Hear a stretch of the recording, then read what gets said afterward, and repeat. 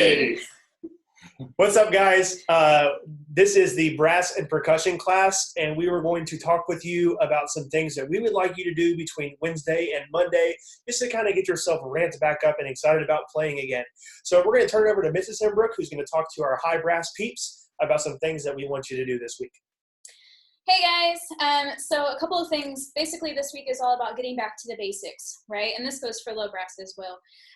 Want you to be focusing on good breathing exercises, things that you've learned from us, getting back to buzzing, sirens, high brass right before we left for break. We did that video about working on high notes, okay, doing sirens, using the straw. Go back to all of those things and make sure you're still working on those, because in order to build a good foundation, in order to play higher, you got to start at the bottom, okay? So keep working on those muscles there.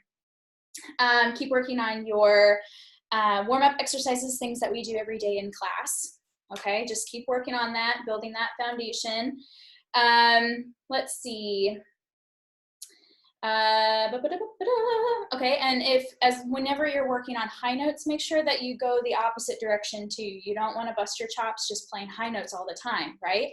So if you remember in class, after we worked on high notes, sometimes we'd revisit our lowest note, starting on low C for horn and trumpet, and going down chromatically backwards in our fingering chart, okay? So what I would suggest is when you're starting with high notes, not everybody can play a high C perfectly. Start on maybe G or A, and then work your way up starting there. And once you've reached your limit, that's all I can do for the day. And that's perfectly fine. Everyone's in a different place, okay? So just because you can't play high C right now doesn't mean you can't. You just got to work on building those muscles and supporting it with fast air. Go back to the breathing, go back to the straw. Think about all the things you need to do in order to play high notes, and then use that method and put it through your instrument, okay?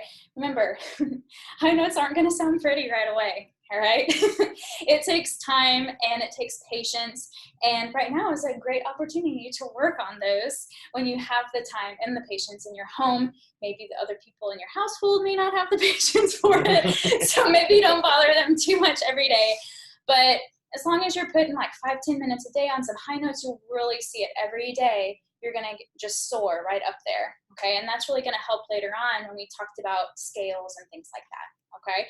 So really just going back to the basics, working on our high notes, okay? Then going back and focusing on our low notes too. Cool. I remember my first high note. Mine still aren't pretty, so. But yeah, I'm going to talk to all my low brass guys. We know the biggest thing that we've got to do is always use lots and lots of air. So every time you go to warm up, I need you to think about doing some breathing exercises, really maximizing that airflow through the body so that you're producing the best possible sounds on your instrument. A lot of the same things that Mrs. Hembrook just talked to the high brass about can be applied to us too.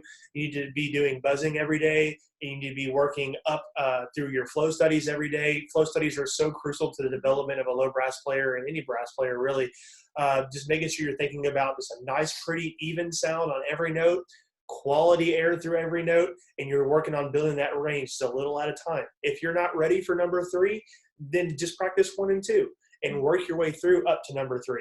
But if you're ready to go to number 4 or number 5, then by all means, go for it, okay? We definitely want you to go for those things when you're ready. And the same thing that she said, I definitely recommend if you do a little bit of some high work, to do some low work as well. So maybe you start on a concert F and you go up to a concert B flat. We'll start on a B flat and go down to a concert F using your fingering chart in the back of the book, and kind of see if you can cover the same amount of ground that you did going this way as you were doing going this way. Okay, so I definitely recommend doing those kinds of things. Trombones especially, I want you to work on slurring. When you do slurring, remember we have to use a tongue sometimes, and I want you to think about that lu syllable. So instead of going da, da, da, you need to be thinking lu, lu, lu when you're trying to produce a slur. I mean, you want it to sound like a nice, even slur. Tubas. Breathing. More so than anybody else. You got to work on getting massive amounts of air through that instrument, and we want to make sure we're taking a big breath every time we go to play. You need to be looking up some great players like Roger Bobo and Velvet Brown, just for some modeling on great breathing to make sure we're playing with a really pretty tuba sound, okay? Tubas, you need to continue to work through your fingering chart, going low, low, low, low, low, because a lot of us are pretty good playing high. We've got to continue working on that low B flat and starting to push down lower in the instrument as we get further into our book. And that's pretty much everything I've got. You just want to make sure you're doing buzzing every day and breathing every day and just playing your instrument as much as possible. Go annoy your brother. And Mr. Bird's going to talk about some percussion. I don't know if there's any percussion. That's okay. So for percussion, we just want to make sure we're working on our eighths exercises, working on legato strokes, and making sure we are using the tempos that we were using a couple weeks ago before we started working on all the concert band stuff. We want to make sure we're doing all of our diddle exercises, working on isolated doubles, working on other types of diddle exercises, working on Buxton 3, and working on flam exercises like we finished up. And then we were also touching a little bit on the right hand accent, adding the left hand 16th note. So all those exercises in the back of the book are crucial. And we do that all the time, every day anyway. So like I said, with eighths and 4-2-1, working on legato strokes and then adding in downstrokes, upstrokes. And then can't talk today. You all know me like normal. My brain works faster than I can talk. Working on the diddles to make sure that the doubles are great and they have good sound quality throughout, just like they were talking about on brass instruments, maintaining that sound quality to make sure both notes boom, boom, sound really good on both hands. And this is a great time to work on those exercises for a long amount of time. You can also go into the book and continue working on the lessons. And I'll be posting up all the lessons with all the tempos that I'd like, and also with demonstration videos shortly. So for this Wednesday, I'll post all of those. And also on bells, you can work on all your scales that we've been working on. You can work on the pattern number 4, working up through the scale in groups of 4 notes at a time. And you can continue working through all of your 12 major scales with those now. And then we can also start working on arpeggios. Again, I'll post some of those videos as well and get those to you so you know what I'm looking for. And so you can play along with that too. And I'll also probably be posting some other etudes to work for us, and then lists of different types of rudiments that we'll be working on to try to build our endurance and speed on those, and stick control on a number of things. We can go back and work on paradiddles, insides, mills, and inverted patterns. All those things are really important.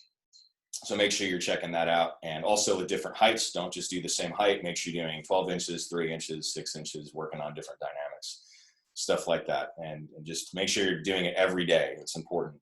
And like I said, now's a great time to do that. And if you have your practice pad, you can, put it on your bathroom and countertop, and you can look at yourself in the mirror. That works really well too. So you can check out your technique there. Or you can use your phone and record yourself even better, because then you can, share with your friends and family if you want to, and you can show them how you're doing. That's it from percussion land for me. All right, guys. So just be looking out for some more videos coming soon. We're going to be talking with you guys about exactly the lines we want you to start practicing a little bit later next week. And I do want to let you guys know we are all healthy. We hopefully do not have the coronavirus, but just in case, make sure you always use a generous squirt. Thank you. And sanitize when you're done doing the things that you need to do, even if that means practicing your instrument. Okay? We miss you guys. We hope to talk to you again soon. See ya.